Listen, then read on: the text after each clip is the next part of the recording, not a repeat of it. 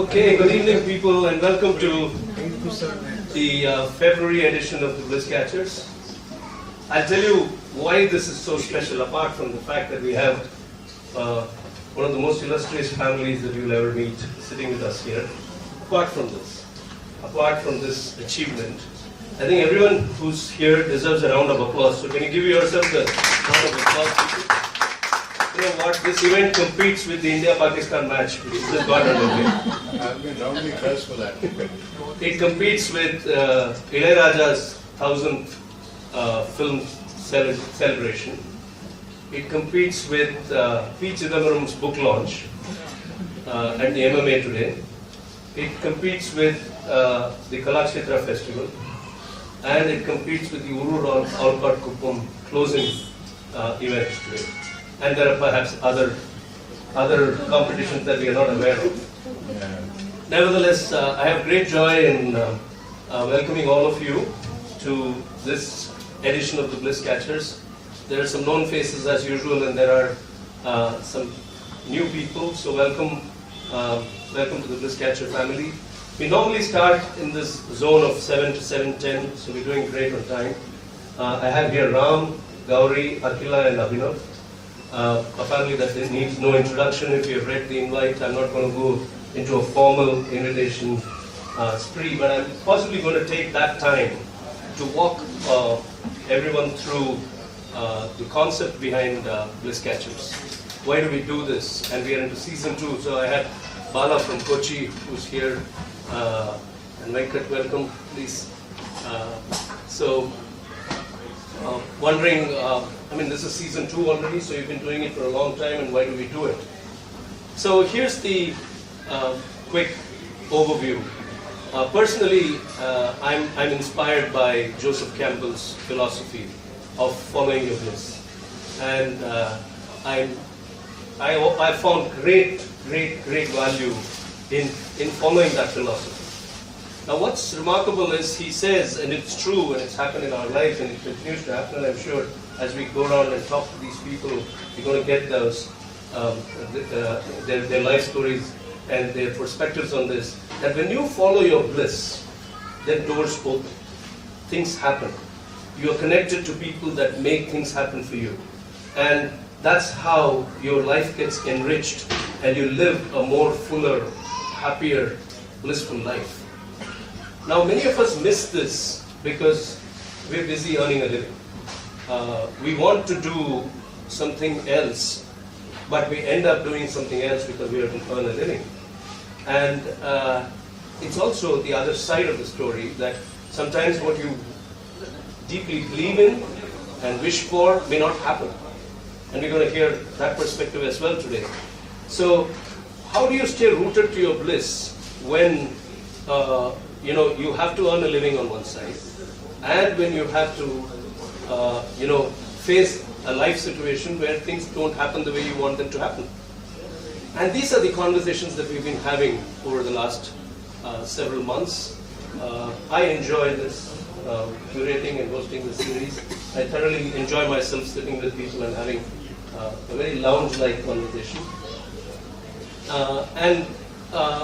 Just to give you a perspective, the word bliss may seem like it is connected to people in orange robes, and it is connected to sitting in a particular spot, possibly under a tree, and that there must be a halo. When Sri Kumar is vying with me for that today, there must be a halo around your head. Okay, but I disagree. I don't think bliss is any of that. If you can lose yourself to doing what you love doing, that is bliss. And the best way to understand is that bliss, that's why Joseph Campbell says, follow your bliss. He doesn't say choose your bliss. It's a state of choicelessness when you are just there and you're just immersed, you're losing yourself to the moment, and your mind, and the interesting thing about the human mind is it thrives in the past and thrives in the future. So it's steeped in often grief, guilt, worry, anxiety, and if you actually examine, the mind is working only when it's stuck in the past. and stuck in the future. It's play forward and move forward into the future. In the present, there is no mind. In the present, you are just immersed with what's happening to you. And you know, having been a cricketer, you would know that, I mean, as performers, you would know that when you're on stage, when you're on the field, when you're doing it, when you're writing something, you just lose yourself to the entire process. So, the thought behind understanding bliss has to change. It is not about being somewhere. It's about being where you are, but being who you are. And Javed Akhtar writes that very beautifully. I cannot be him, so I may make a mistake in quoting this in Zindagi Na Milegi Dobara. Mere hone pe mujhe ehsaas ho gaya. I have become aware of my being. And that is the bliss that we're talking about. And that's the conversation that I enjoy having with my guests. So, Ram, Gowri, Akhila and Abhinav. With that little overview, it's now showtime for us. Are you guys ready? So, Ram here, the way I'm going to do it is, I'm just going to keep going around and asking the first round of questions, making possibly bringing some perspectives that I picked up here and there, and asking you specific questions, and then you answer, and then we go around a second time with a fresh set of questions that will probably flow from what answers you give. How do you do it? No? And at some point, and we do follow a very strict time, let's say protocol. The 90th minute from the time we start, the session winds up. So at some point, I will throw the questions open for the audience to ask our guests. So I wouldn't have met Ram actually, had it not been for a book that I wrote, which he read, Fall Like a Rose Petal. I don't know if I ever told you this, Ram, but the day when you reached out to me was a pretty depressive day. My father-in-law was in hospital. He needed blood urgently. I had never gone and purchased blood in my life, and I was sitting in a blood bank waiting for the blood to be handed over to me. And I get this message from somebody, Ramnarayan, and I kind of have seen you socially many places, but I've never met you.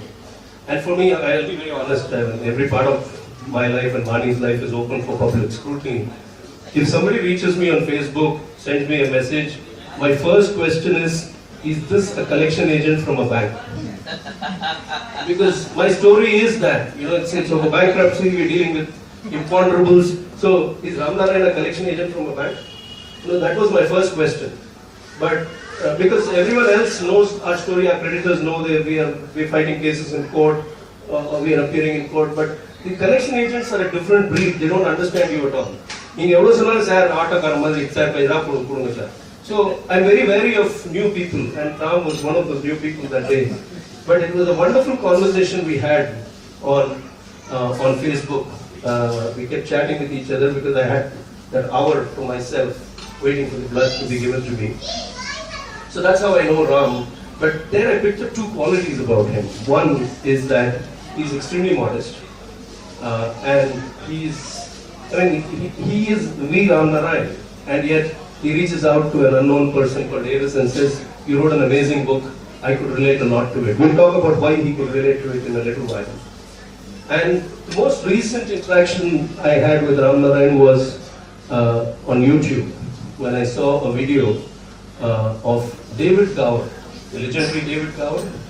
The legendary David Gowri comes to Chennai. So he was in Chennai for the Jolly Rovers Club, their 50th year. And he was delivering a talk. And he starts his talk with Ramnarayan, where are you? So that's Ramnarayan for you, ladies and gentlemen. Let me welcome him here. It's a privilege to be here. I was trying to set this in context. So when I saw Shiva and I saw Ram standing next to each other, I had to go up to Anchal, my daughter, and say, just picture in your mind that Virat Kohli and Ashwin Ravichandran, 30 years from now, are standing in a bookstore and having a conversation. Just for her to get context, so how would it be? it's that kind of moment for us over here. So Ram, but the story of Ram is, there in this beautiful book. It's an amazing book. I'll advise everyone to pick it up and read it. The Third Man. So he calls it the third man. The pun is intended. He was not one of those two people who was selected for the 77-78 tour of Australia. And after that, you had this situation where you were even dropped from the Hyderabad team. And you felt you were at the top of your playing, peak of your game at that time. How do you deal with a situation like that? How did you deal with it? And after that, you've never had the opportunity to play cricket at that level. So how do you, when your bliss is cricket, and when it doesn't happen the way you want it to happen, how did you deal with that? That's my first question to you.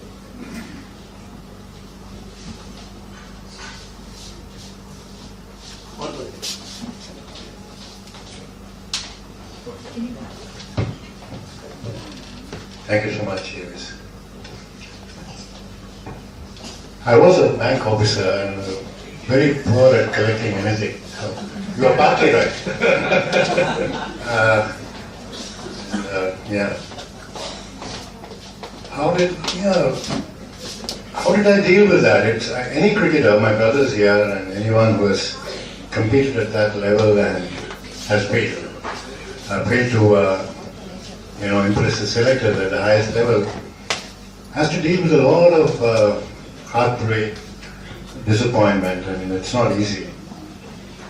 Luckily for me, cricket, as you said, was my bliss, but there were other things which also interested me. First of all, you had a family you came back to, and the atmosphere at home, it was there, and then my interest in reading, music. So those interests also, they offered you an alternative path. But I'm not saying it was easy. It was very, very difficult to deal with. It was very upsetting. I was quite embittered for a while. I couldn't watch cricket for quite some time. When, everyone can't play for India. So I can't say that I should have played for India. But then to be thrown out of every level of cricket almost immediately afterwards was rather difficult to deal with. So that was not easy. But then I think, you have a support system, and you still play cricket. See, if you genuinely love cricket, that is what really saved me. This happened in 1978. I played my last cricket match 20 years later. I continue to play cricket. My brother again, Shivaram Krishnan, who missed out probably in 1981 when he thought he would go to Australia, he went on playing for another 20 years, I think, nearly 20 years. After his final Ranji Trophy match, he was still playing league cricket, scoring probably the first couple of hundred in Tamil Nadu cricket at the league level. So, if you love the game, you love what you're doing, these disappointments really hurt. But that's not the end of it. That's fantastic. I think there's a very, very, very, very important point there. What do you love? Do you love the fame of a cricketer? The glory of having played for the nation? Or do you love the game? What do you love? I think that's the deeper question. And the second point he makes, and I'm going to, when we get to Gowri, we're going to ask, get a perspective from there, is the ecosystem. The family being an important part of your journey in terms of helping you anchor and move forward. And sometimes people are blessed with a family, sometimes you're blessed with a spouse who understands you, sometimes you're not. And you need to find that person or persons that can help you along on that journey. So coming back, one more quick question, Ram. So you said you were embittered. Yes. So it's a human emotion to be embittered. Yes, yes. Did you ever get into a situation of feeling depressive for a long spell of time? And how did you deal with that at a very practical level? No, I don't think I was depressed for a long spell of time. It was very momentary, but couldn't watch cricket for a while. It was very difficult for me to see others play when I felt I should. How did you overcome that? I don't know. I took time off. I took time away from cricket to, listen to music, read, and I hadn't started writing at that time, not on a regular basis. But I read a lot, and then my children, my daughter was born then, my son wasn't born yet, and at home it didn't matter who you are, you know. Whether you played cricket or not, I don't think it mattered one bit. They were supportive of me when I was playing cricket and I had my ambitions, but I don't think it mattered. I was the same Ramnarayan to them, and luckily for me, my wife had her own career to pursue. She was teaching, and you know, we had a lot of things to share. You know, I would also support her in her work. So I think I can't remember exactly how you overcome this kind of feeling, but then getting involved in other people's lives, getting involved in other problems of life.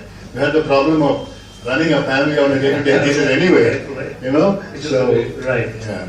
Awesome. So I think there's another very valid point here, so I'll pick it up very quickly.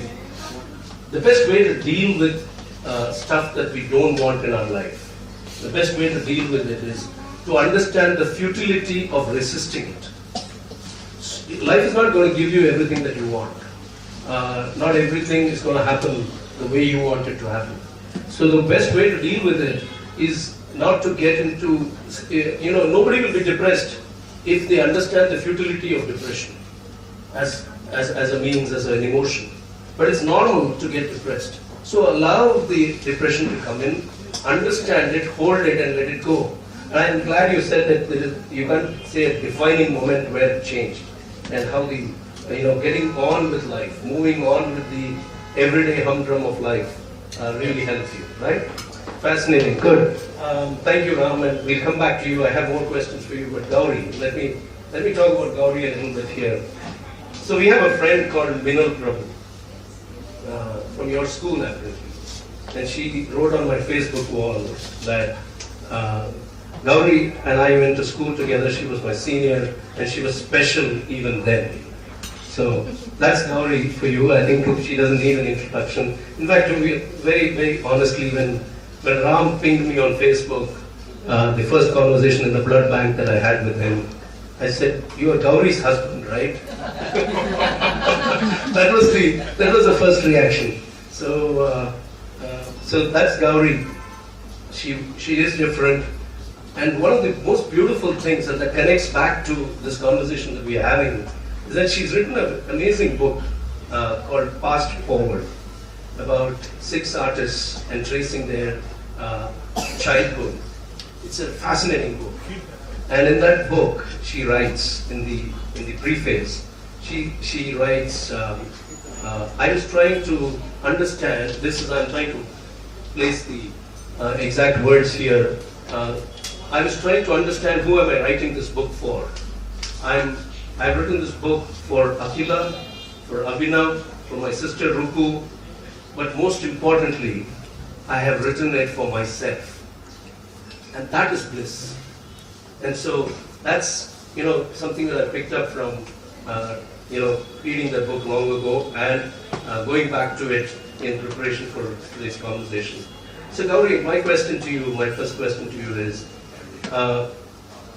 you've faced, between you and Ram, you've seen a lot of life, and you've faced a lot of upheavals, particularly on the career front. You're an accomplished PhD. You have a PhD in something very eclectic, comparative aesthetics. But my husband educated me. So how did you? You moved from Chennai to Hyderabad. You were trying to put together your academic career there, and then you came back to Chennai, and then you found your career as a journalist, and then you got into what you're doing now, which is theatre and art and performing arts. So how does one deal with continuous upheavals and disruptions, if I can call them? Because many people like a very linear path. That's why the question is coming. I don't think people like linear paths today. I think we were just talking about it in the car as we came. People keep jumping from job to job, city to city, marriage to marriage, partnership to partnership. There is no steady holding on to something and growing old with it anymore, okay? So I guess marriage is pretty long. But apart from that, I think we have kind of jumped from one thing to another. But I just wanted to say about Past Forward. This is something that I perhaps haven't shared with anybody except my children and of course my husband. Fact is, see, when you're working, when you keep on changing the things you do, I mean, I was so completely involved in my career as a teacher, as a professor, as a lecturer in a college in Hyderabad. I loved Hyderabad. I had my friends there. I was really looking forward to a great future as an academician. Then suddenly Ram decided to come to Madras, and then in those days, the idea of for a wife living alone in a different city, I think they didn't exist for me anyway. You know, I mean, Rama went, Sita went, whether she liked it or not. I mean, that was the attitude in those days. Today, I might have done something different. So I came here, and then okay, I won't go into the finding of the job and stuff like that. But in a long career, 23 years in the Hindu, you know, you're not going to have a happy time. There will be times when you will be recognized and appreciated a lot. And so your boss will think that you're, you know, you'll be the sun and the moon for your boss. There'll be other times when your boss will, you'll be invisible for your boss. You'll be invisible for the people. This happens so often, you know. In anyone who has worked for a long time, office politics, I mean, this is universal. It happens all the time. Now, how do you deal with that? For me, I was very, very lucky. I was completely besotted with my children. I don't know if I am besotted with them now, am I? Okay, I was, yeah, okay, I was totally besotted with my children. And my husband was my friend, so I could discuss anything with him. So that was it was wonderful. Come home and, you know, you look at your child and you play with your child. I don't think anything can, this Atmananda and Brahmananda, everything every mother experiences when the child is small, or the father also, I think. That's a great plus for everyone, I think, every parent.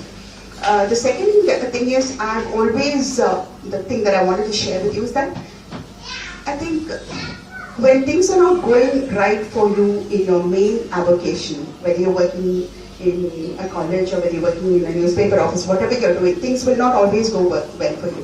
What do? I have always found some other interests which I followed with great passion. Fast forward, I wrote when I was really having a very bad time in the office. Yeah, I had such a bad time that I said, okay, I can't possibly deal with this all the time. This is going to happen. It may change, it may not change. I might live in outer Siberia all my life in this Hindu office. But anyway, I'm getting my paycheck every month. So what do? I have to keep myself engaged. I have to be happy. I can't dictate somebody else, my boss or my circumstances or my office. They cannot dictate to me whether I should be happy or not. I should be happy in spite of scoffing a snook at things that go against you, I guess. And I started writing this fast forward.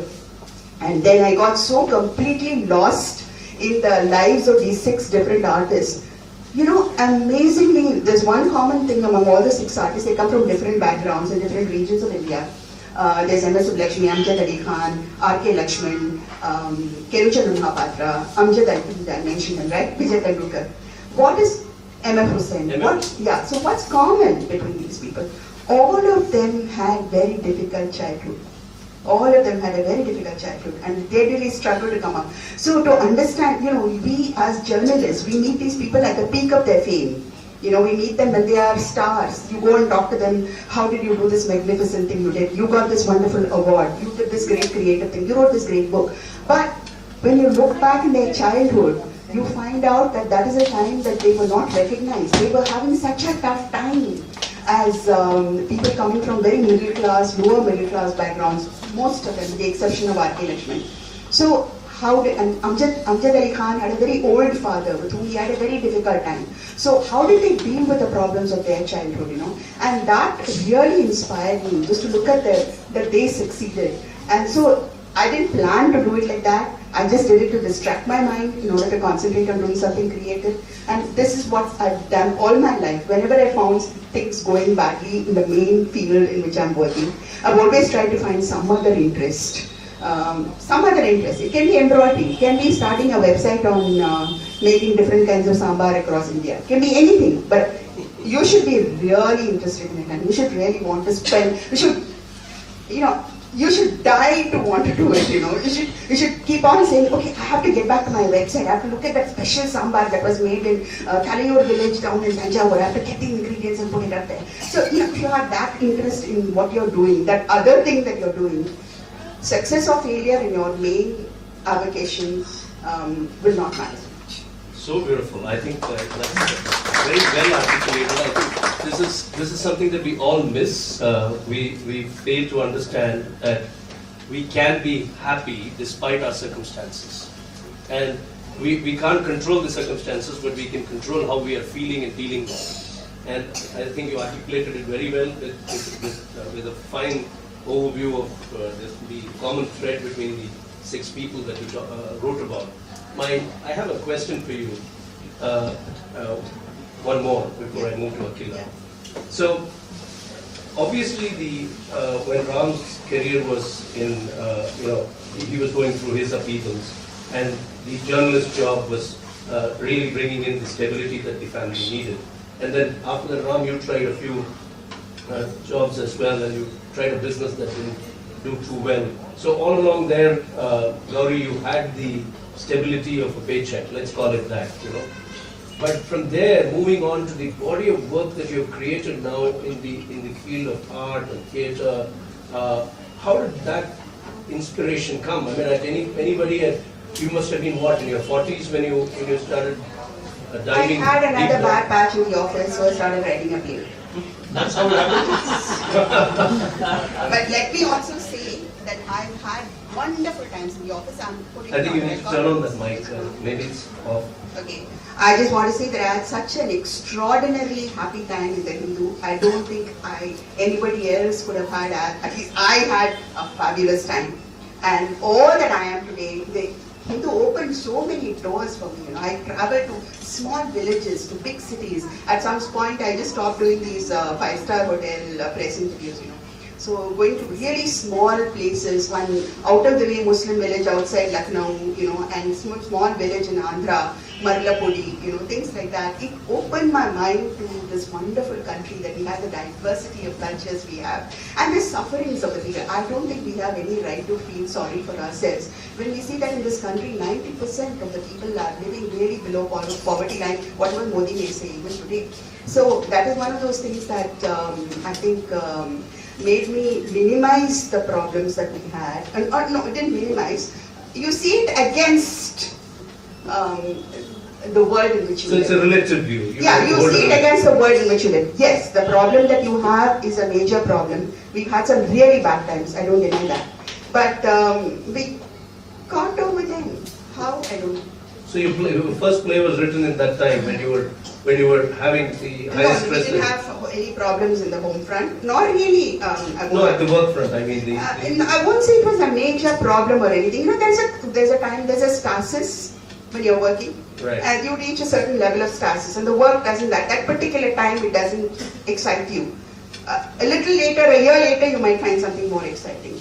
So that's how it happened. And I don't know, it take too long, but I'll just summarize it. A wonderful poet called Arun Kolatkar died that year, and I wanted to write an obituary, and my boss asked me, who is Arun Kolatkar? My immediate boss, not the Hindu top management. And then I thought that, this is one of the greatest poets of India, 20th century, nobody knows about him. So I went back and thought about all the questions that I wanted to ask Arun Kolatkar. And I wrote all the answers myself, and that became a play. So it became a play.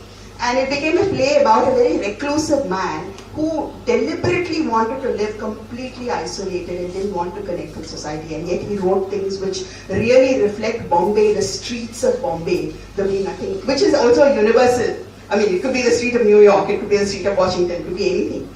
And who could go very deep into a great legend of the Mahabharata and present it in a very contemporary way. So, he could mythicize modern Bombay, and then he could contemporize a great old legend. So a poet with that kind of vision, I wrote a play about him because I didn't write an obituary.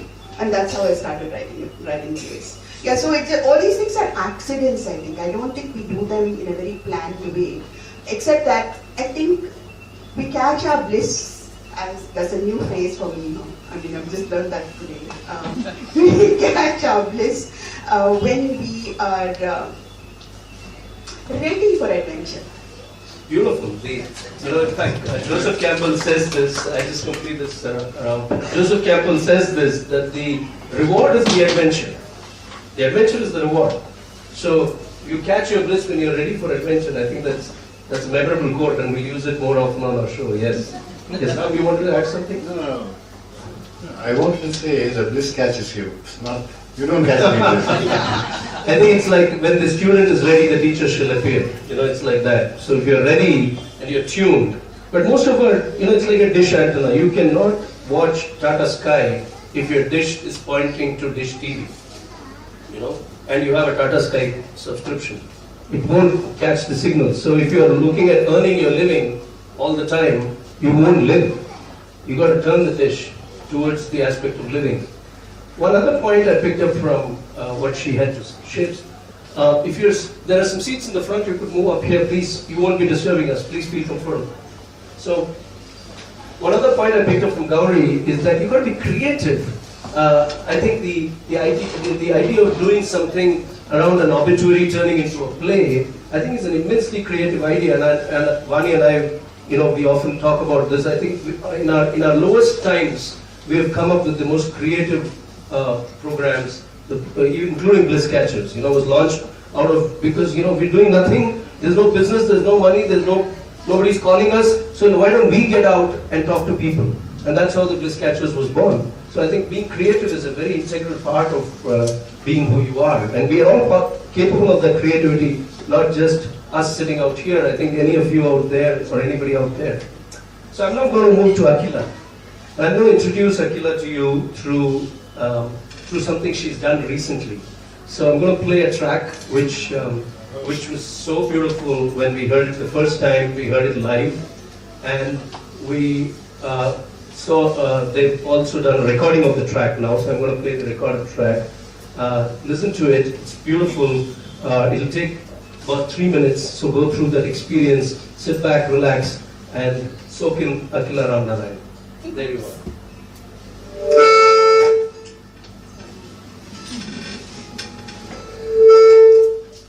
Oh, I hope the audio is good enough.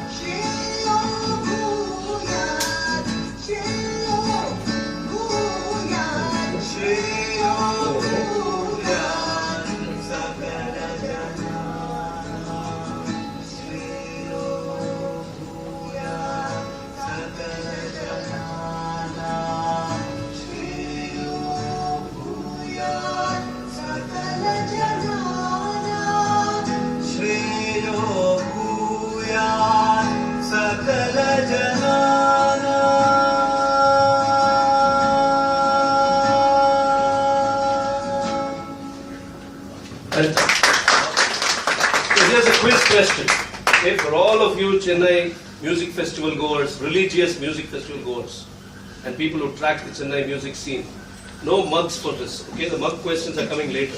Okay, the question is, who sang the John Lennon version with Akhila?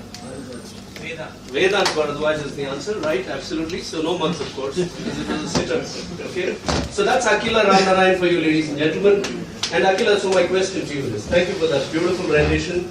I fell in love with it the first time I heard it at the Hindu Late for Life festival where you and your mom performed. And Vedant was a good friend. And then when the studio recording came up, I just thought then and there I downloaded it. So what would this world have lost if we did not have Akhila Ramnarayan come back from the US? That's my question to you. This is what we would have lost. So here's a lady who found the weight of her family's illustrious lineage difficult to handle, and in a rebellious moment decided to go away from all of this, and then came back. So two straightforward questions. What was that rebellion about? Why you went away? And how did the switch happen? How did you change gears and think, or did you sit back and think? Or was it an aha moment, or was it over a slow period of time that you decided to come back? So she's, by the way, a PhD in post-colonial studies, focusing on Southeast Asia? South Asia, okay. And so you gave it all up, and you came here. So that story is what we want to hear. Rebellion is a complex thing, and in my case, I think I was only answering to myself. I was rebelling against myself. I don't think at any point in my life I felt my family, who I adore, my extended family is here, my immediate family is here. I don't think I ever felt that they were prescriptive. Nobody ever held a gun to my head and said, "You just do that." In fact, it was the opposite. We were encouraged to go find what it was that made us happy.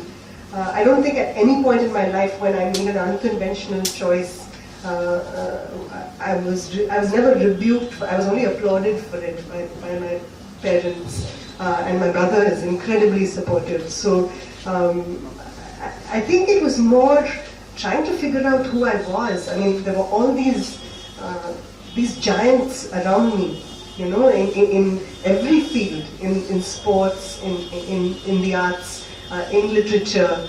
So anything I did felt very small in comparison. So it wasn't so much wanting to be a rock star, though I did want that as a teenager. Well, but okay. yeah, I wanted to be a rock star. You would be.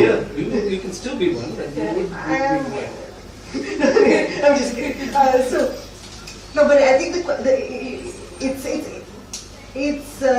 I just went to figure out who I am, and it's not very original actually. I think everybody does this in one way or the other. You have to go away in order to realize that home is where you belong. It's not. It's kind of an unoriginal story. I think that's no. It's not. It may seem unoriginal. It may seem, but not many people do it with complete consciousness or glee. Okay. I don't think it can be done with glee. When the search is happening, you're still very confused and you're not knowing where you're going to arrive.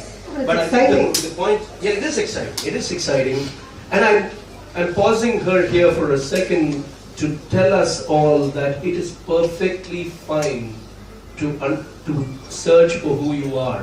Many people think that search means something is wrong with us, you know. And this is not the who am I question that is going to take us to Tiruvannamalai and make us sit on top of a rock. That's also a search. But this who am I is, you know, what are you when you lose yourself? What do you want to lose yourself to?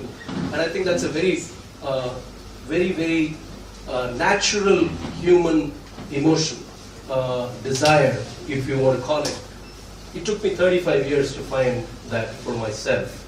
And when I found it, I knew that no matter what, this is the only thing I wanted to do, which is work with, share experiences and tell stories to audiences. And that's what keeps me going. That's what wakes me up every morning. So it's perfectly fine. So thank you for sharing that. But how did the switch happen? So you were there, you had an established career as an academician, as a research scholar, you were teaching. So how did you, was it a slow process? Was it an aha moment? Was it like? It was a slow process. I mean, I'm not somebody who makes decisions in a hurry. So I think I made up my mind in 2009 and I moved in 2011. So I knew it would be a difficult thing to do, but the key thing for me was that all the people who I trust, my mentors and my very close friends and my family, nobody was surprised when I said I wanted to go back. I went to my PhD advisor, terrified that he'd say, "What's wrong with you? You'll get tenure in a year. Don't screw up your life. Stay here." But he said, "It sounds like the most logical thing in the world for you to do." So in that sense, I got that's to a very supportive perspective. Yeah, well, I mean, yeah, people who know me well and who know what my what my goals are in life. All seem to think that it was the best decision. So that was very helpful. You need community. You can't make these decisions alone. Now, do you feel good about the fact that among the giants around you in the family, the illustrious giants around you in the family, you have a body of work for yourself? Does that count at all now? No, I'm riddled with self-doubt as always. But the search keeps me in the game. No, I can't think about that. You just have to do the work. The work has to speak for itself. It has to speak to you. So it's a good point there that I'm riddled with self-doubt. We met SP Balasubramaniam recently for a series I'm writing on happiness conversations, and I asked him, so what makes you get up each day? And he said, I get up each day to enjoy myself, and my singing helps me enjoy. நான் நல்லா பாடுறேனா sir? என்ன sir நீங்க இவ்வளோ பெரிய ஆள் எப்படி கேட்கலாமா sir? இல்லை தெரிஞ்சுக்கணும்ப்பா, ஏன்னா I can also be wrong, I can also be singing badly, so I need to know if I'm consistent. So I think that self-doubt is a very natural feeling. What do you think when you look back as do you at all look back? That's the question. But when you do look back, do you compare the life that you've given up in the US to the life that you're having here? I'm talking about the career, the professional side of your life. Yes and no. I don't miss living in the US. I've been back twice since I moved back, and when I was there, it didn't feel like I wanted to return. That was a good, healthy sign. I wasn't sure that it was going to be the case. So that's one thing. The second thing is, there are things I miss, but I want to foster them here. Such as, the life of the mind, the way it was the way it was important beyond personalities, beyond achievements. The pursuit of the idea was important, at least among the people I respected. And in any field, I think the pursuit of idea, whether you're in a corporate, in an IT company, or you're a musician, or whatever it is in between. That ability to put the vision and the idea first is key. and I want to bring some of that back here. Okay, fantastic. That's awesome. Thank you. Thank you so much. We'll come back to you, and let's move to Abhinav over here. So Abhinav is the Ramnarayan that I met only today. So it normally doesn't happen on my Bliss Catchers show. We do meet people, but he lives in London, and he's came back today to be with us on this on this show. So thank you, Abhinav. Abhinav is a journalist, a writer, and we, I'm not being gender biased here, but I don't find too many writers of children's books who are men. So, to that extent, that's one of the questions. I just did it for the money, by the way. Oh, you did it for the money? Okay. Is the money good there? No, it was rubbish, but at the time I was 17 and it seemed really good. But looking back, I'm like, why did I take the royalties? Abhinav has got, a very unique interest. I mean, he loves history, and he plays video games, which, like Tomb Raider, you said? Yeah, Tomb Raider and Assassin's Creed, yes. Assassin's Creed. So I didn't even know there were video games based on history. So, but that was kind of inspiring because my children often tell me that I'm not that sort of a guy, and maybe I should try that out. Maybe I like it. But I was very bad at history in school. So maybe you get better with history with growing age. I don't know. Let me try that. So Abhinav, thank you for being here. My question to you is: look at them. They both are PhDs. Okay. Then all three of you are gold medalists. Okay. So I'm the odd one out. You neither have a PhD nor a gold medal. Okay. Second attempt தான் pass பண்ணேன் நான் pass பண்ணேன்னு சொல்லி நான் மறந்துட்டேன். நாங்க பாருங்க ஒரே பிளான் பண்ணாதீங்க ஒரே மாதிரி செட்டப் வேற போட்டுருக்கோம். So did you have to deal with the weight of the family's legacy at any time? Did that strike you that you have to be there? So not from a parental point of view. Obviously Gowri and Ram are wonderful parents who don't impose, don't prescribe. But did you feel it, and why did you choose to become a journalist? I certainly felt the weight of that legacy. I still do to an extent when I'm here. How does it feel? Can you just help us understand how does it feel? When we say weight of the legacy, what are we talking about? So I suppose if I write a short story, for example, and I've written several short stories, I look at it and I have people in my immediate vicinity who have written great stories. I'm talking about all three of them. And so you become, it's very good to be critical of yourself because then you produce good work. But at some stage, I think it starts becoming counterproductive and you start saying, oh, this is just nonsense. Forget it, and you've been it. So when you have people around you who have achieved quite a lot, and I think we've all heard today how much they have achieved, it is sometimes difficult because you set standards for yourself that are sometimes impossible to reach.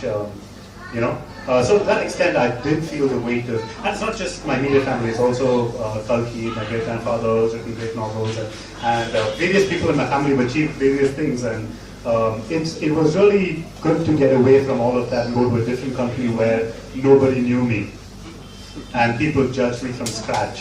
And the other thing I noticed when I went to England is that very often, when I achieve something, I immediately think of, oh, what's my friend Shinjin going to say? What's my friend Sharon going to say? And you judge yourself based on the responses of people around you. And when you go to a place like England, which is, I love England to death, but where people don't actually care about your achievements as much, then it becomes all about satisfying yourself and about meeting your own standards. There's nobody around you who cares if you've got a great mark in an exam. Nobody cares. So you're doing it only for yourself. And at that point, I decided something which was quite a revolutionary thought for me when I was doing my master's in England, which was, my master's was not important. I decided to hell with this. In the sense that I did enough to pass because I needed that to get my visa to stay in the country. But I decided this academic achievement is completely meaningless for me. And so I did enough to pass, and I pursued a career, I pursued other things, and yeah, so there you go. That's awesome. That's Yeah. that's a very important point. I think most of us wedded to the academic discipline miss the fact that the education lies in the experience and not in the piece of paper that we will get at the end. And the value that the experience, the journey of learning, and is more powerful. And I can say that with confidence because I don't even know where my degree certificates are.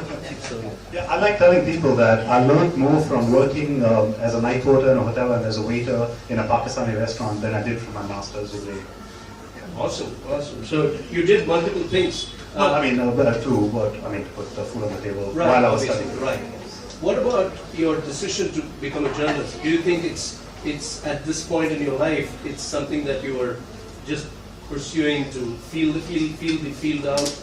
Or No, I had a eureka moment. I had a eureka moment. Oh, you did? So I did. I was inspired by P. Sainath, who was a journalist with the Hindu and Times of India spoke. Right. And he came and spoke at Loyola College, where I was studying, and he gave a beautiful speech. He was a brilliant speaker. And he gave a beautiful speech, and at the end of which he talked about poverty in India and how a lot of people ignore poverty in India. And then right at the end, he told the story about Emperor Nero in ancient Rome, and how apparently, and I don't think the story is true, but anyway, at the time I believed him. Apparently, they crucified Christians around the perimeter of Nero's grounds and set them afire, and then they had parties by the light of that fire where these people were burning. So quite a gruesome image. And he said that Nero was a madman. So forget Nero. But how can the guests at that party pop another fig into their mouth while people are being burnt alive around them? And he said that we are Nero's guests because of all the poverty around us, and we're not doing anything about it.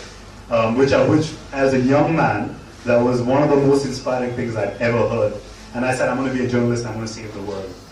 Since then, how has that worldview changed? Completely changed. But first of all, I felt that... I hope you don't watch television in India. First of all, I think the truth is much more complex than we are all. We're all demons for ignoring the poverty around. I don't really think that's true anymore. I don't think of ourselves as Nero's guests anymore. We're all compassionate people, and the world is a complex place, and that learning comes only after several years. So I realized at one point that all those reasons for becoming a journalist no longer exist. And when I turned about 27, 28, I was like, I have no idea why I'm a journalist. Having gone through all of this and gone to a different country and worked really hard and mixed milk with water to make it last and all of that, I suddenly realized, you know what, I actually don't know why I'm a journalist. I have no idea why. So I had to rebuild the whole sort of rationale behind my life. And now it's much more simple. I went back to what I used to do as a child. As a child, I used to write novels when I was 4 or 5 years old and staple them together and write the copyright and all that sort of thing. And then I realized, okay, probably my catching my bliss, I suppose, is about writing and writing novels. And now I've gone away completely from that whole save the world thing, completely. And now I'm kind of living in the moment and just doing stuff that I enjoy. I love European history. And I write about the European economy. So I feel, which is actually it is European history, except it's happening right now.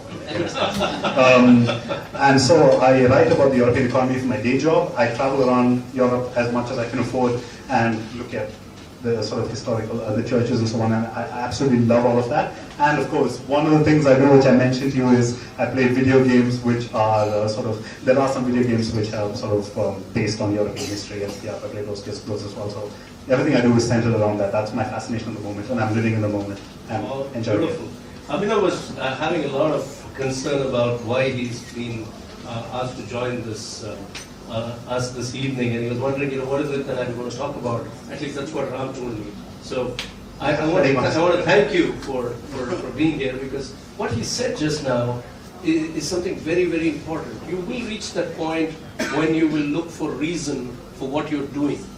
And there are two ways of dealing with it. Either you create a better, stronger reason for doing what you're doing, or you stop doing what you're doing. And I've been a journalist, and I've quit journalism. I've been a corporate animal and I quit that line. I've been a ambitious entrepreneur and I came crashing down, and now when I look back, I possibly will never want to, even if our financial fortunes turn around, it's not likely that I'm going to go back and put up a McKinsey kind of a firm that I once dreamt of. So it's perfectly fine for your idea of life to evolve, because that is the idea of the journey. The scenery changes, the person changes, the season changes. So thank you. I think you articulated that very well. I really loved the way you were very honest about it, and I think that's very, very good. Thank you. And since this is the first time we have an entire family, and we have, they're children, yes, but they're adults and individuals in their own way. So I'm going to come back to the parents here. It's not often that you have children pay parents a compliment, that parents have not been prescriptive, our parents have let us be, let us go do what we want, never breathe down our neck. You come from a generation, I'm sorry to make you both look very old, but you come from a generation, that normally does just the opposite. Prescribes, instructs, directs, breathes down people's necks. How did you choose not to do it, or why did you choose not to do it? Because it's important, because many people who come to our events do have this confusion, should I come in my children's way or should I not? Speaking for myself, my parents were that they encouraged us to do what we want. They never breathe down our necks. They never told us this is what you should do. So I think it came pretty naturally to me. And let Gowri answer. I grew up in a very strange household, partly extremely modern and extremely traditional, and I was completely confused when I was growing up. So, and I was constantly told that I must do what I want to do and constantly prevented from doing what I wanted to do. So I was so confused. Everybody is an individualist and rather crazy in my very small family. So I decided that when I had children, I was going to be completely different, and I was going to just be their friend. And I didn't want them to have the confusions I faced, but I know they face other confusions. So that's absolutely natural. I just wanted to add one thing to the beginning when I was talking about it. Two things. One is that I don't know if you can do a lot of things that I talked about if you don't have a strong family base. Just looking at Shiv and Hasta and Sharda made me realize that you need to have that family support. And you need to have children's support. Otherwise, I think life it's very, very difficult. I was very lucky. That's the first thing I wanted to say. Second, I think I might have said that if I had not been a journalist, I would not have been in the venue at the time in which I was a journalist, where everything was encouraged. You were encouraged to discover, you were encouraged to explore. Today, I think it's much more difficult for the young journalists. So, and you had the space to write what you wanted to write. You had the freedom. So that develops your mind. I was just plain lucky. I think that brings us to an interesting point which Steve Jobs made very famous. He said you can only connect the dots backwards. So things happen to you with a reason. You're put in situations and contexts with a reason. It may seem like everything is not working out the way you wanted to work out, but if you are experiencing that sense of being, enjoying who you are, then the doors will open, and when you reach a destination and arrive at a point, you look back, you will be able to connect the dots. And I think that's what I'm picking up from what you're saying. I'm not sure about what, I don't know if that's true, because supposing I had children who were resentful of my going to work, it wouldn't have happened. I would have had to adjust. After all, your children are your first priority. They didn't ask to be born, you brought them into the world. So, not once did either of them resent my going out to work or all the time that it took, even at home, to do the kind of work I was doing. I had no hours, nothing fixed, and it was not, 9 to 5. So, and travel, constant travel, and not once. They were both proud of the fact that their parents were working and were fulfilling themselves. I don't know if we did anything to foster that in their mind, or whether it was just God's gift. That reminded me of something. When Gowri started singing with MS Sublakshmi and the vocal accompanist, so she took Abhinav was 3 years old, maybe 4 years old. took him to Bangalore for a concert. So at the end of the concert, she said, Abhinav, எப்படி இருந்தது கச்சேரி நல்லா இருந்ததா? ரொம்ப நல்லா இருந்தது. அந்த பாட்டி ரொம்ப லவுடா பாடின உங்க குரலே கேட்கல. Thank you. Okay, I'm going to come to the audience in just a moment, but we're going to do a quick rapid fire with the four of you. Just one question, the same question for all four of you. So anybody can start and then quickly pass it on. It's a quick one.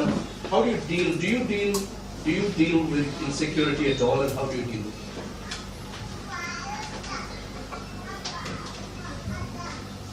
Yes, I do deal with insecurity, and I deal with it by trying to live an examined life, holding up a mirror to myself and asking where it comes from. And I also deal with it by thinking of it as learning. And have you, when you reflect back on an incident that has made you insecure, and it has passed, do you feel the benefit of the learning emerge stronger then?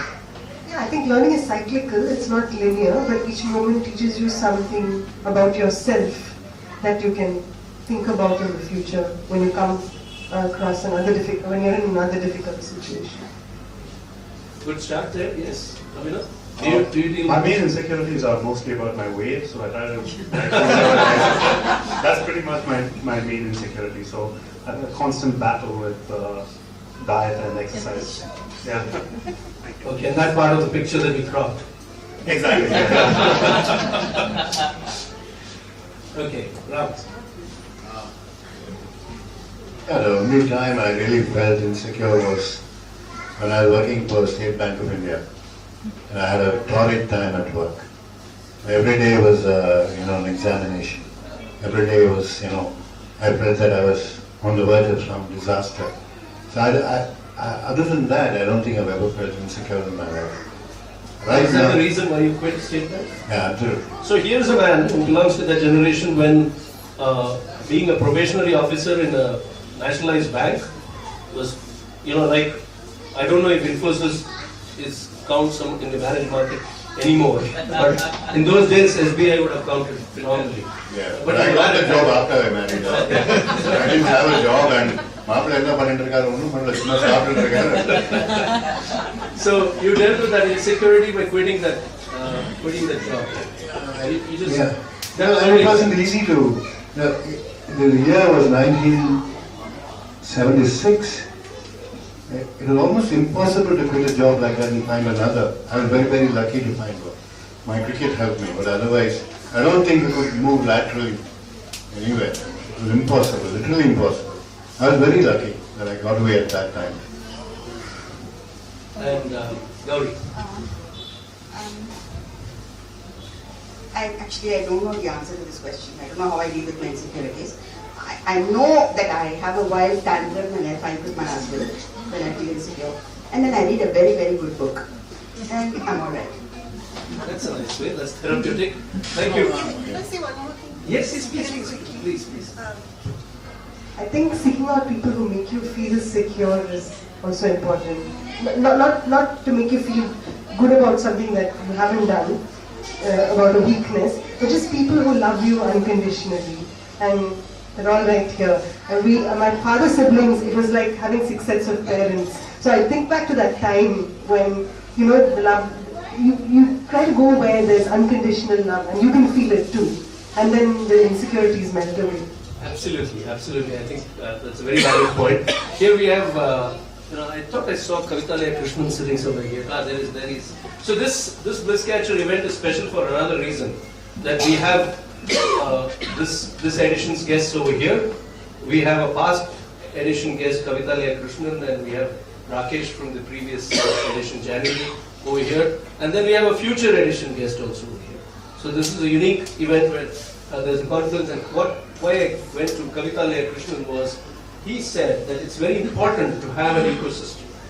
And Ram started with that, Akhila brought it up again, Gowri talked about it, the ecosystem of the family being very, very integral to dealing with your insecurities. On any journey, there will be air pockets. So what the air pockets, when a plane hits an air pocket, what does the captain announce? He says, fasten your seatbelts and let me do my job. And I think we've got to deal with our insecurities that way. Just fasten your seatbelts, don't try to get into the way of life. You got to let it go. And melting is a nice word. I think it just dissolves. The worst never happens. So thank you so much. Over to you, the audience, for questions. We have limited time. I'm timing it, and then we have the quiz questions coming up for you. So please stay on. Can we have some questions from the audience, please, to any of them? And do we have a mic or? Yeah, you have a mic. Muttiah sir. No, I don't have a question. You're leaving. Sir, thank you for coming, Mr. Muttiah. It was an honor. Great honor to have you, sir. Thank you. Yes. This question is for Akhila. I can see you. So I'm a big Beatles fan. So why Imagine? There's just so many amazing songs out there. How come you chose Imagine for this? It's a great rendition, by the way. I love that. I'm a huge Beatles fan, and I first listened to them in my aunt and uncle's house, my Chithi and Chitappa's house, on a vinyl LP, Sgt. Pepper's, when I was 9, and I used to sing along with every single song. And I think here it was just, this was for an occasion, a talk on MS, and we were asked to do a rendition of Maitri Bhajata, Vedanta Line. So it popped into my head at 2 a.m. I'm an insomniac, so it just popped into my head that 2 songs I've been listening to since I was a child were identical. One was by one of the secular songs by an atheist, and the other was written by Chandrasekharendra Saraswati. But they were both identical in their message to humanity.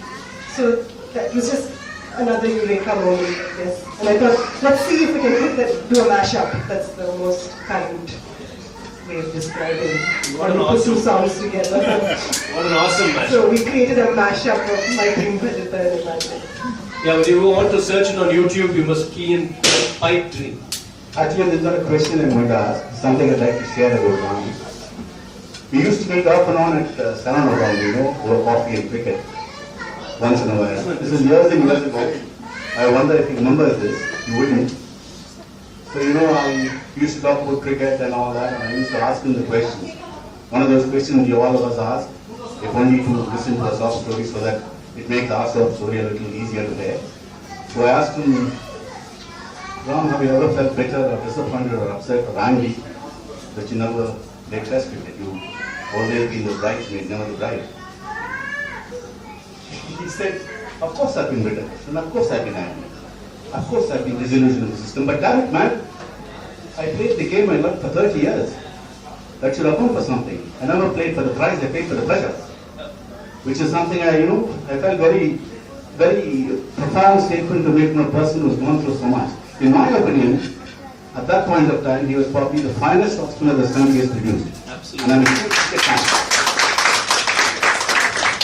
And it's such a, in today's monetary terms, Sivaramakrishnan and Ramnarayans would probably fetch several crores in the IPL. Thank you, Krishna. Thank you so much, Krishnan. And he's been a great supporter of my wife's work too. He goes to all the plays and so on. Now, are you talking about cricket? I suddenly remember this whole thing started with AVIS talking about Ashwin and Virat Kohli seen here after 30 years. Very nice to hear that cricketers read today. Do they read it? I don't know if they read.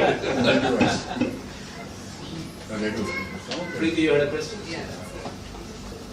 It's a common question posed to all of them. And I think when you go through some struggles in your life, you somehow feel that no matter what other people have gone through, what their stories or narratives may be, this is your own struggle. Yeah. Somehow that might not be very relevant. There's a difficulty in assimilating and absorbing. So how do you make those experiences of other people relevant? How do you absorb that? How do you let that impact what you do?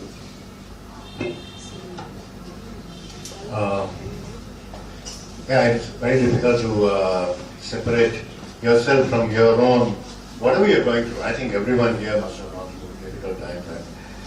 Once in a while, somebody else is experience guides you that this too shall pass. You learn it from somebody else who's gone through difficult times and survived those times. The problem is there are some people who never come out of difficult times. And I try to study some of those. And there are people who gave up. Not always, you can't pass judgment like that, but in quite a few cases I found that when adversity struck them, they simply gave up. They lost their self-belief. And the thing to do is, in my opinion, not to lose your self-belief, not to fight back. I don't know if AVIS will agree with me. I don't think you can fight nature, you can't fight the system, you can't fight the man next to you. You'll have to try and stay calm and do your work, do what you do. I think that is the best lesson I taught myself or I learned from others. And you read every ridiculous book you can read on self-help and whatnot. But almost all of them say, don't fight. And don't stop helping people. You always find somebody to help, even when you're in dire straits. And I think that's stood a lot of us in good stead. And I drew inspiration from other people, my own parents, and they've all gone through difficult times. Who hasn't? So they provide the inspiration. But there are times when things look totally hopeless. But then you're blessed. There is something protecting you, and you come out of it. So, behind every face, there's a beating heart, and behind every beating heart, there's a personal story. And I think every story is one of resilience and courage. And there are people who believe in a fight, in a good fight, and there are people that don't. I am one who doesn't believe in fighting. I used to believe that the only way to solve problems is to get under them and go and solve them. சிலதெல்லாம் முடியாது.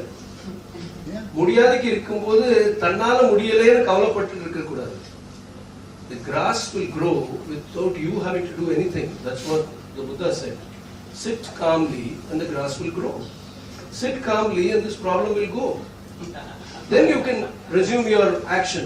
That's why, in every Shirdi Baba temple, there are only two things that you pick up there. One is faith, the other is patience. And faith is not in an external agency. Faith is in you, that if you have been created, you will be looked after. As Gowri pointed out, we are not created because of our choice. We are created choicelessly. So if you have been created, you will be looked after. Have that faith and be patient. Allow life to happen. Two strange examples I remember. For example, a cricketer called Sudhir Naik, who played for India, got caught stealing a pair of socks. He didn't really steal it in Marks and Spencer in London. What a moment it was in his life. Every newspaper wrote about it.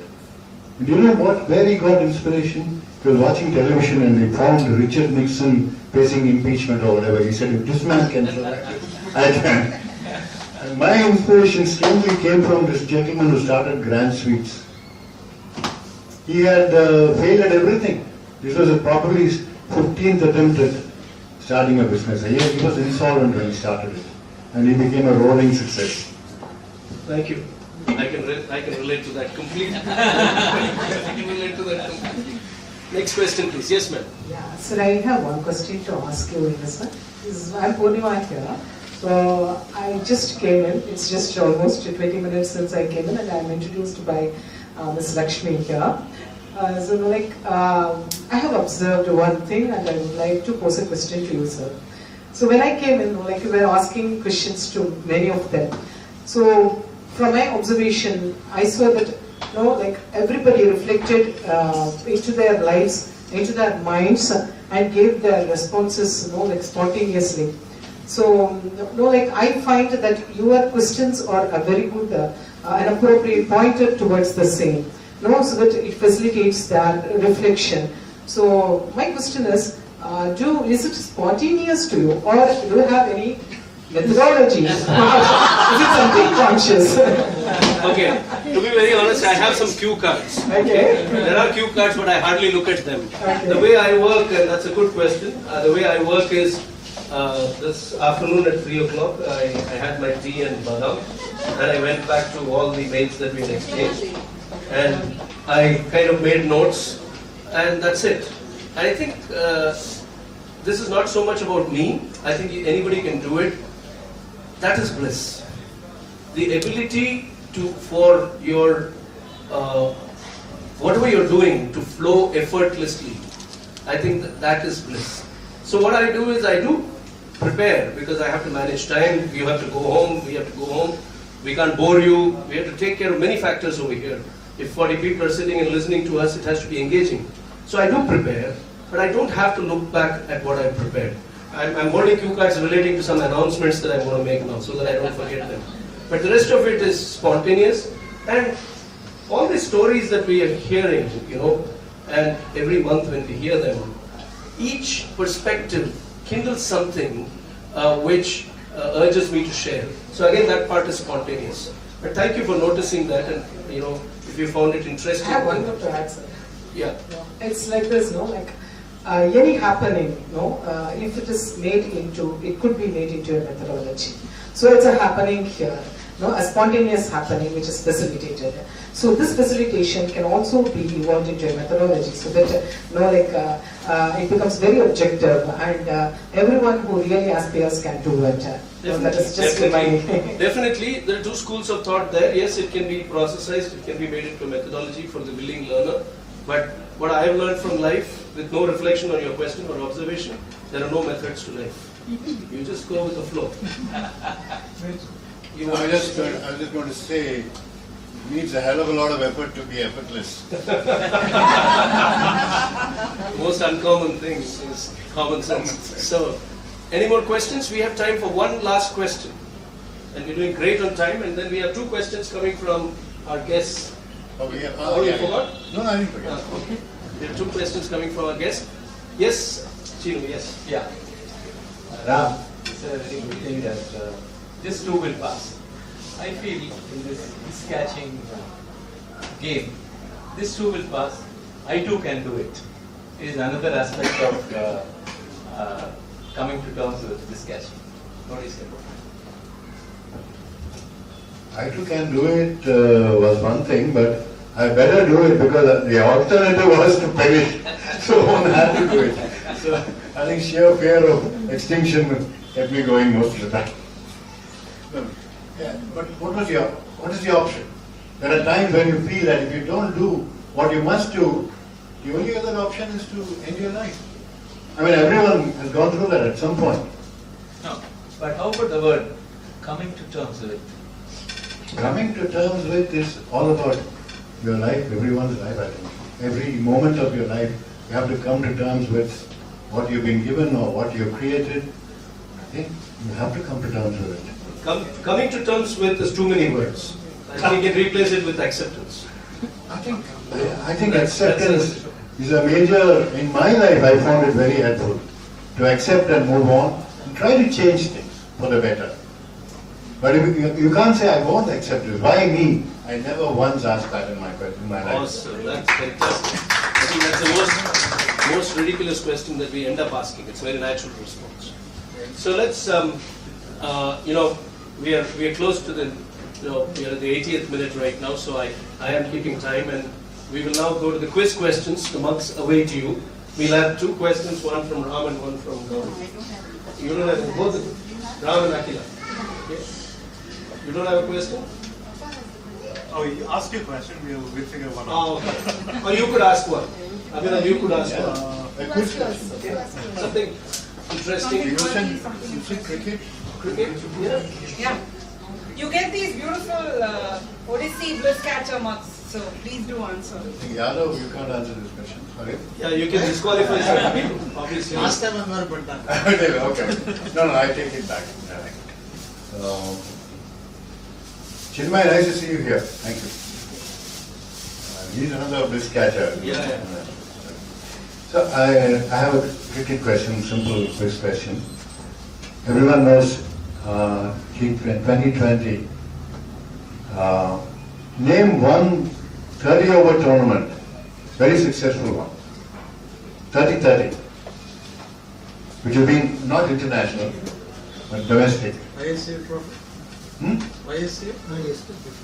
Yeah. YSA also, okay, I want the first one. The most popular one in Chennai, And there's an older one, which I don't expect anyone to answer, but the oldest 30 over tournament in Chennai. Is it Moisawana? Was it Buchi Babu? Was it Sporting Pastime? Who said Sporting Pastime? Yeah, it's later became Hindu Trophy. Fantastic. So there we have the first. So Yadav, you did seize the moment and get the mug finally. You can come and pick up. Yeah. Yeah, you want to get a picture? You want to? Oh, sure. Celebrate your Thank you. Okay. Now we want to complete the trivia for everyone's benefit. Probably the oldest limited overs tournament in the world is played at a place called Tripunithura in Kerala, near Kochi. It's a 30 over tournament. It is older than the Hindu Trophy. And it's considered possibly the first limited over tournament in the world. Wow. And we all played in that. Many, Shivaramkrishnan and I have played. Puja Knockout. Puja Knockout. Fantastic. So that's amazing trivia. I didn't know that. You know, there's somebody from Yeah, that part of the world sitting there. I endorse that. Yeah. You know about that tournament? Yeah. Okay. Very good. So your question, please. What's your question? Anything, right? Yeah. Think on anything. Music, the arts maybe. Arts, history, whatever. No, I didn't want. I have no question.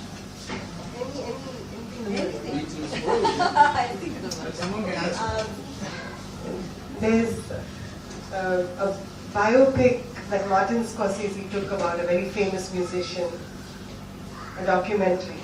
Any guesses? Which famous musician did Martin Scorsese make a movie, a biopic about? Mali? No. Mozart. Huh? Mozart. The Mali is kind of warm.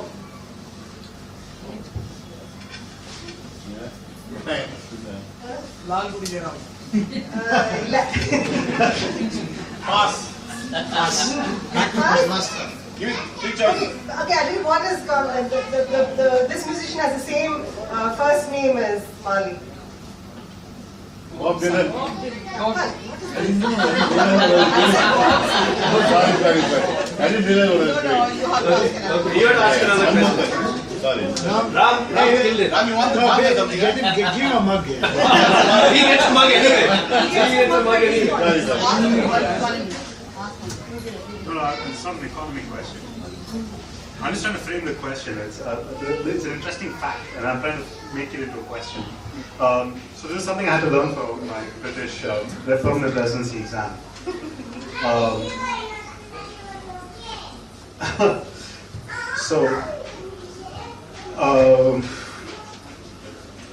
So what did India give the world in the world of cosmetics? It's something quite old, which is now, I think, most people don't remember it's from India, but it is, it's a very common product that everyone uses. Yeah, okay. Shampoo. Who answered that? Hindu, see, you comes from advertising. She's also a future. She's also a future Bliss Catcher. Watch out for her event with us. Pose for a picture. Yeah. Page 3? Yeah. With you. We are page 3 as well. Thank you. Yeah, if I had a bit more time, I could have framed the question better. But anyway, That is so not I suppose the fact is that shampoo actually comes from the ancient Indian art of using herbs to treat your hair. Yeah. Right. So I didn't know about this. I'll tell you what it is. Yeah. It's champa, something. It's an ancient Champi. Champi, yeah. It's a Hindi word. When you massage your scalp, Okay. that led to shampoo. Okay. Fantastic. Good. So, thank you for that impromptu question. And the interesting thing is, if you ever want British citizenship, this is one of the facts that you have to learn. I have no idea why. Would they ask you this question? Yes. Okay, I'll remember to call you once again if I am applying for one. That was a conditioner from Abhinav. So as we close the evening today, I have couple of things to announce, and then but let me begin first by thanking T.S. Ashwin, our host, and his entire crew. Ashwin, can you come forward and give away our souvenir mugs to our guests this evening? No?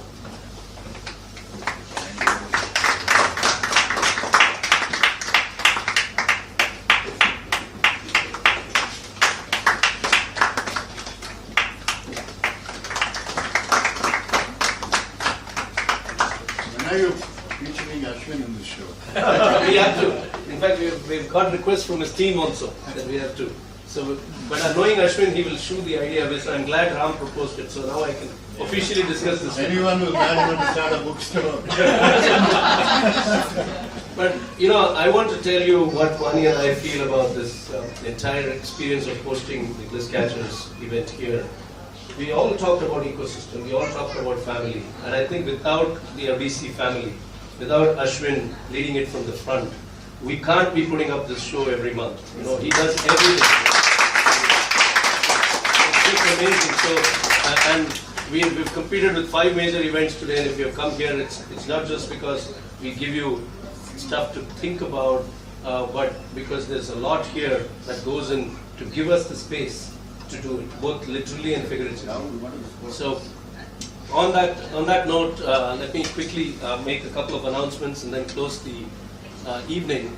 The first announcement is that the next Bliss Catcher event is on the 26th of March, and we have the guests lined up over there. We in fact have guests lined up all the way till June, so the event is flowing pretty well, and we are already curating for July.